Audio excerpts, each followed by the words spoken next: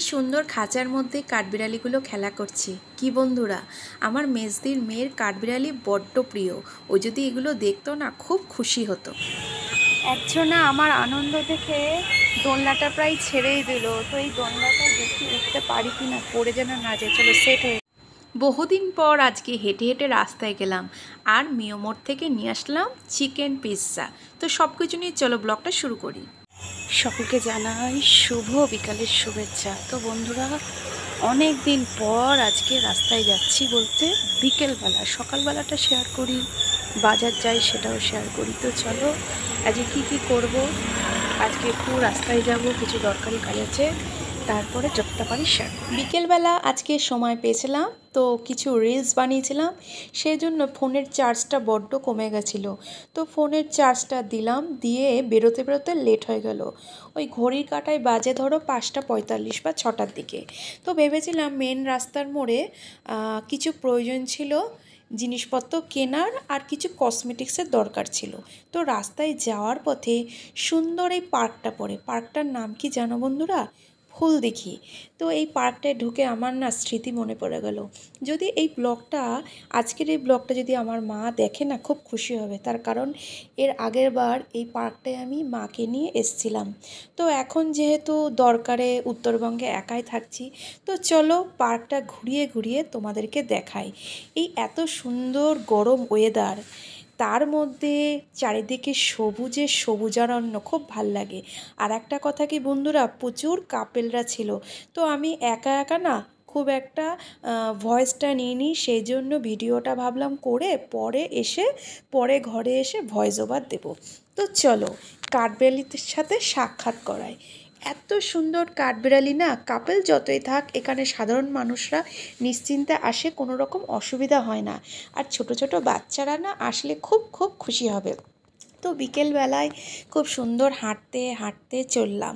আর এই দেখো, পুরো ধারে ধারে নারকেল গাছ আর ছোট ছোট কাঠবিড়ালিদের গুড আফটারনুন বললাম। এবং অনেক দিন পর এদেরকে দেখে খুব ভালো লাগছে। এরা কি সুন্দর খাঁচার মধ্যে থাকে, কি সুন্দর গর্ত করে থাকে। এই প্রসঙ্গে একটা ছোট্ট গল্প শেয়ার করি। আমার মেজদির মেয়ে আছে বুঝলে, সে খুব কাঠবিড়ালি ভালোবাসে। কাঠবিড়ালিকে এত আদর করে না, আমি শুধু দেখে অবাক হয়ে যাই।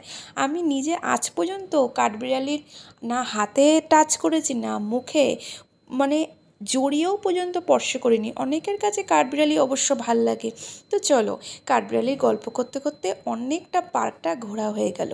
তো এইখানে একটা কি বলবো, জেঠু দেখছিলাম ছোট ছোট দুটো বাচ্চাকে না দোলনার মধ্যে চড়াচ্ছিল। তো এই পার্কের আর একটা বড় আকর্ষণ কি জানো তো, ছোট বড় সকলে দোলনা চড়তে পারে।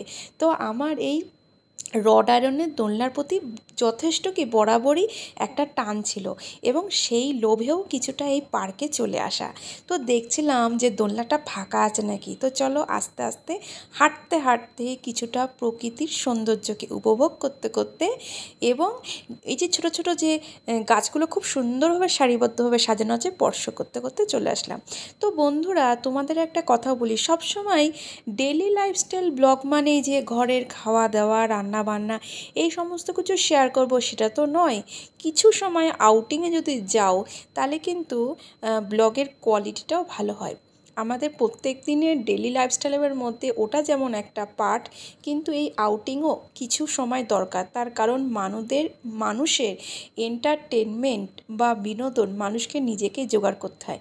তো অবশেষে এই দিকের উল্টো যে দোলনাটা না খারাপ ছিল, কিছুক্ষণ ফলো করছিলাম। তো একটা কাকু দোলনাটা যেই ছেড়ে চলে গেল, বলল, দিদি ভাই তুমি এটাতে এসে বসতে পারো। তো আমি ধীরে ধীরে উঠলাম, ভাবছিলাম যে পড়ে যাব কিনা, কিন্তু খুব আফসোস হচ্ছিল, পিছন থেকে কেউ ঠেলার কেউ নেই। কাকে যে বলবো, ভয়ও লাগে, দূর দেশে ধরো কে কি ভাববে না ভাববে। তো যাই হোক, দোলনায় উঠে আমি তোমাদের সাথে গল্প করছিলাম, আর গল্প করতে ভালোও লাগছিল। অনেকক্ষণ ইচ্ছা করছিল যে অনেক কটা পাক দিই। আর আবারও বলছি, এই ব্লগটা যদি দেখে আমার বাড়ির ছোট সদস্যগুলো খুব খুশি হবে। তার কারণ দোলনায় চড়তে আমরা সকলেই ভালোবাসি। তো ভাবছিলাম ঘড়ির কাঁটায় সন্ধেবেলা হয়ে যাচ্ছে। আর একটা কথা কি, এই পার্কের আরও একটা ফেসিলিটি কি আছে জানো, সন্ধেবেলা হলে গরম গরম কফি, পকোড়া, চাউমিন সব কিছু পাওয়া যায়। আর এখানে খুব সুন্দর অ্যাকোরিয়াম আছে। চলো হাঁটতে হাঁটতে সেই অ্যাকোরিয়াম এবং সেই মাছগুলোর সাথেও তোমাদেরকে আমি পরিচয় করিয়ে দেবো। আর ছোট ছোট বাচ্চাগুলো তো স্লিপার চলছিল, সেটা তো জানোই। তো চলে আসলো সেই রঙিন মাছ। আগে অবশ্য অনেক মাছ কম ছিল, এখন দেখছি যে জলের পরিমাণটা বাড়িয়েছে। এর পাশে একটা আকর্ষণীয় স্পট আছে, এখানে সবাই এসে সেলফি তোলে। আর এখানে খুব সুন্দর একটা সিমেন্টের ছাতা করা আছে, বুঝলে, তার তলায় বসে চা খেতে দারুণ লাগে। আমার একটু ভয় ভয় লাগছিলো, কেন জানো, এই চারপাশটা না কারেন্টের তার দিয়ে ঘেরা। আরও যখন সন্ধে হবে তখন এখানে লাইট জ্বলে, প্রত্যেকে নিরিবিলিতে একটু নিজের সাথে নিজের টাইম কাটাতে পারে। আর আমি যেহেতু আমার হাতে এক হাতে ছিল ফোন আর এক হাতে ভয় লাগছিল যে তারে যেন স্পর্শ না হয়, যেহেতু বৃষ্টি পড়ে, রাত্রিবেলা তো বৃষ্টি পড়ে, তোমাদেরকে তো সেসব দেখিয়েছি। তো একটুখানি রেস্ট করলাম আর একটা দুটো সেলফি তুললাম। তো ওদিকে ফোনের চার্জ তো অনেকটাই কম, তার মধ্য থেকেও তোমাদেরকে যতটা পারছিলাম ভিডিওটা শেয়ার করার চেষ্টা করছিলাম। তো আমার কাজকর্ম সারার পরে আজকে কিন্তু আমি কোথাও টোটো করিনি, আমি প্ল্যান করেই গেছিলাম বাড়ি থেকে যে আমি হেঁটে হেঁটে যাব, হেঁটে হেঁটে আসবো। তো সামনে পড়লো মিয়মোরের দোকান, আর কে লোক ছাড়ে। খুব সুন্দর কেক, প্রচুর কেক আছে, আইসক্রিম নিয়েছিলাম, কেক নিয়েছিলাম, ম্যাঙ্গো কেক, আর হচ্ছে চিকেন পিৎজা।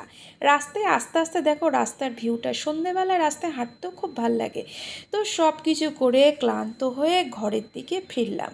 আর যেহেতু ফোনের চার্জটা কম ছিল, সেই জন্য আগেই আমি ঘরে এসে চার্জারে চার্জ করলাম। আর খাবারগুলোর মধ্যে শুধু আইসক্রিমটা খেয়ে নিয়েছিলাম, তার কারণ ঘরে তো ফ্রিজ নেই, আইসক্রিমটাও গলে যাবে। আবার ওদিকে সন্ধেবেলা যেহেতু হয়ে গেছে, ঠাকুর পুজো দেওয়ারও তাড়াতাড়ি। তো চলো মিয়মোর থেকে কি কি নিয়ে এসেছি সেটা তোমাদের সাথে শেয়ার করি। এটা হচ্ছে ম্যাঙ্গো কেক, কেকটা খুব সুন্দর যেহেতু পেস্ট্রি দেওয়া থাকে, আর সাথে যেটা চিকেন পিৎজা। সকলকে আমি একটা কথা বলি কি, মিয়মোরের খাবার যে এত টেস্টি, মানে যা ভাষায় প্রকাশ করা যায় না। আর হচ্ছে আইসক্রিমটা নিয়েছি। তো সব কিছুর মধ্যে আমি টার্গেট রেখেছিলাম যে অল্প বাজেট, ধরো 100 টাকার মধ্যে ম্যাঙ্গো কেকটা, পিৎজা প্লাস আইসক্রিম, টোটাল 100 টাকার বাজেটে আমার হয়ে গেছে। তো আজকের বিকালের আউটিংটা বন্ধুরা কেমন লাগলো? এরকম মাঝে মাঝে আউটিং করা কিন্তু আমাদের সকলেরই জরুরি। ওদিকে সন্ধে হয়ে যাচ্ছে, আবার এদিকে ধরো 7:30টার ওপর বাজে। তো ভাবলাম যে না, তোমাদের সাথে আর বেশিক্ষণ থাকা যাবে না, চট করে পুজোটা দিয়ে এসে তারপর আবার এই কেকটা ধীরে সুস্থে সময় নিয়ে খাবো। তার কারণ অনেক দিন, প্রায় ধরো 20 দিন পর রাস্তায় বেরোলাম। আমি যখন আমার লোকাল জায়গায় আসি তখন তো আমি এদিক ওদিক যাই, সে ভিডিও করি, কিন্তু দূর শহরে যখন আমি থাকি তখন এতটা বেরোনোর সময়টাও পাই না। তো বন্ধুরা, আজকে এই ব্লগটা কেমন লাগলো জানিও। টাটা।